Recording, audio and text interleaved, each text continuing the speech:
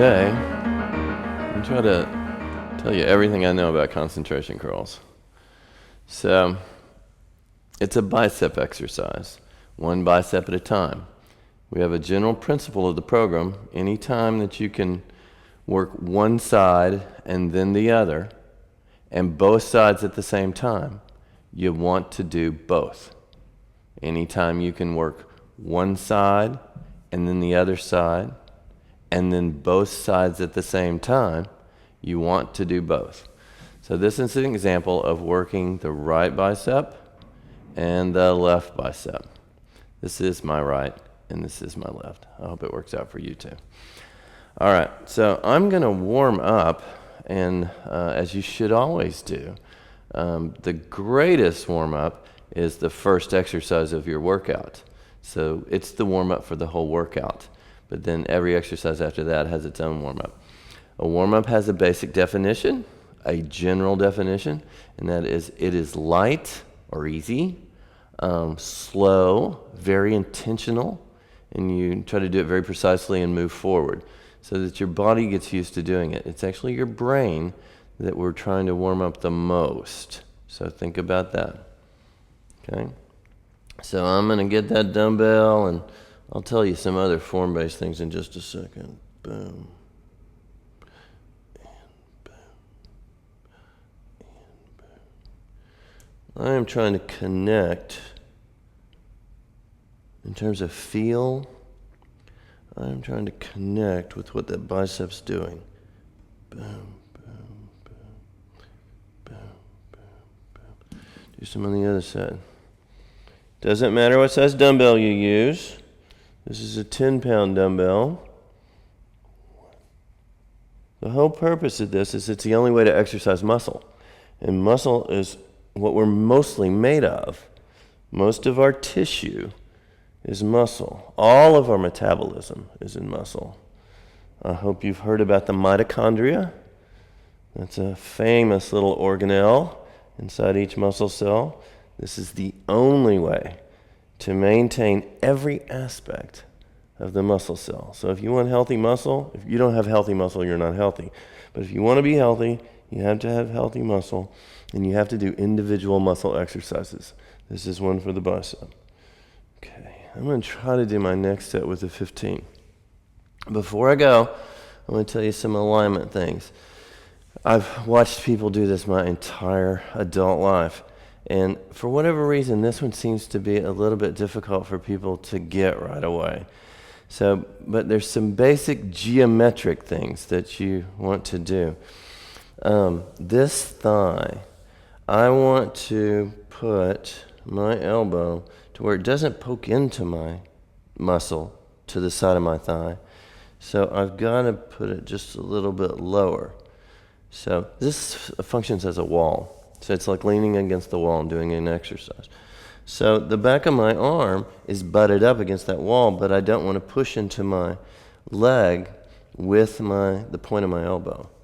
So you just go there every single time, and pretty soon your brain will only do it that way. That's the way with all details. That's why they're important. And then the other thing is, if you can imagine that elbow as a pointer, it should come to where the forearm is perpendicular to the thigh. There's a long bone in the thigh, that's the femur, and then there's two long bones in the forearm. They remain perpendicular to the femur, the forearm bones, okay? Throughout the entire movement pattern are set, okay? That's one of the things that I see that people have a very hard time doing. What happens is when they start working, is this will fall forward, and now that elbow is going that way. Or the opposite. They'll come over here, and that elbow will be coming in here. And everything is misaligned and contorted. You can come up with any words you want, but it's not exactly ideal. What's ideal is the long bone of our upper arm, okay, there's only one in there, one long bone, stays aligned with gravity. That's a vertical line, okay? Just like a cord. It's always going to just hang straight down. So, but you have to maintain that, because as soon as you start moving that dumbbell around, that bone's going to move all around. It's actually you that's moving around, your upper body and stuff like that, because you're so working that your brain is recruiting every imaginable muscle that can help. Your upper back and your shoulder will lean back, and I'm sure you'll see me do that as I continue to warm up, but I'm going to try not to. Okay, I'm going to try to maintain my alignments.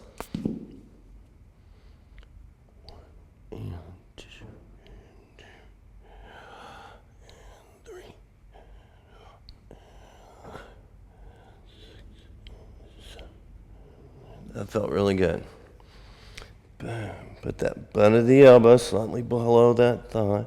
Keep my shoulder right over the elbow. Okay.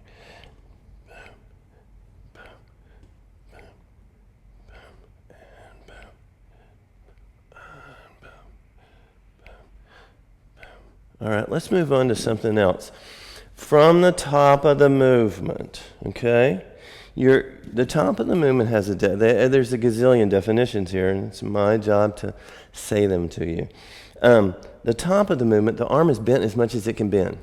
So that's a geometric thing, okay? There, it's unbent as much as it can be, the elbow joint. So it's because of the function of the bicep. If you were to look up in the muscle dictionary what that muscle does, it would say that it flexes the elbow. So flex means bend the arm as much as you can. So ideally, that's what we want, okay? If our skeleton was defining whether we have good form or not, we want the arm bones bent as much as they can at the elbow, okay? And then all the way down. In the very, very beginning, going all the way down is really, really risky because you're not strong enough, your infrastructure is not strong enough, not just your muscles, but your tendons and your ligaments and your joint capsules and everything like that just aren't seasoned enough. Okay, they're not mature enough with this form of exercise to handle what's required when you're all the way at the bottom and then to start back up. So don't go all the way to the bottom. But what I wanted to cover was from the top of the movement, arms all the way bent. You want to feel that the only thing that's supporting the dumbbell as you lower is the bicep. So you have to learn to relax all back here. That's called your cradle. Okay? It's like the thing that holds the logs in your fireplace. It's not animated. It's not alive. It just sits there. Okay? So that's all the rest of your body is like the thing that holds that logs. The only thing that's alive is that bicep. So from here, every single time you go down, try to feel that it's that bicep only that's holding that weight. And then the bicep gets lengthened on the way down. That's part of that is its function. Okay? And it's going to contract to come back to this position. So let's call this the starting position for the function of the bicep. I'm going to lengthen, really back. Lengthen, really back. Lengthen, really back. Now me, I have better connectivity with my left side than my right side. That's not unusual. Okay? I just know. You need to know too. The better you know how well you're connected from side to side, or the differences between your two sides, or this muscle or this muscle, the better you'll train yourself, the better you'll exercise. So you want to regularly review that. You do that only with consistent exercise. You do the same exercises month after month and year after year. There's not an infinite number of exercises for your muscles. They're all good, by the way. All strength exercises are good. I am going to really work to feel this one on that lengthening. Lengthen. Shorten, lengthen. Shorten, lengthen. Shorten, lengthen. The little stuff I'm doing with my hand, that's just stylistic, okay? It allows me it's saying to my brain, I'm not using my hand, okay? I'm not using my grip to bring that dumbbell up. It's not about my hand. It's not about the dumbbell. It's about that bicep. All right, I'm going back to my good side. So you can admit that you have a good side or a bad side. You tell your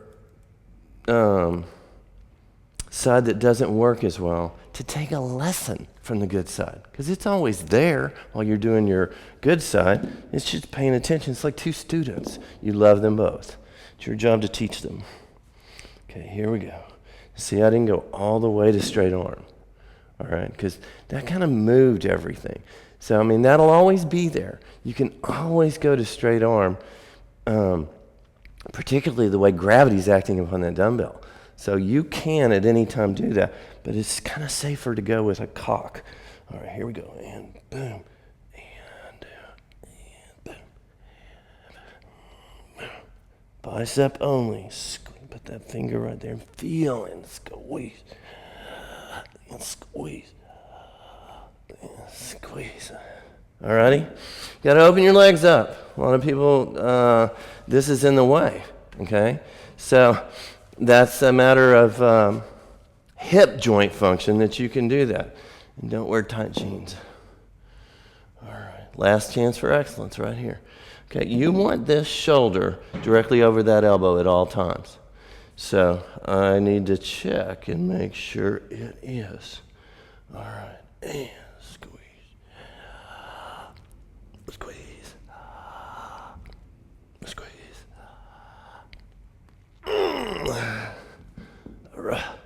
Okay? That's all we're going to do. That's called concentration curls.